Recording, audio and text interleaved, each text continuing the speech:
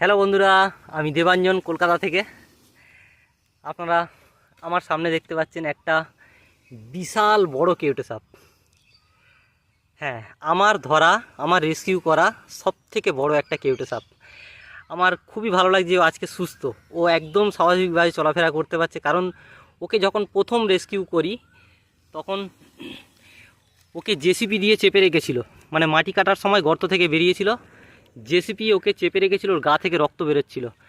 আমি পাউডার দিয়ে ওকে প্রায় 5 দিন মতো রেখে দিয়েছি। এই দেখুন, এইগুলো কেটে কেটে গিয়েছে, ওখানে পাউডার দেওয়া আছে, এগুলো শুকনো হয়ে গেছে।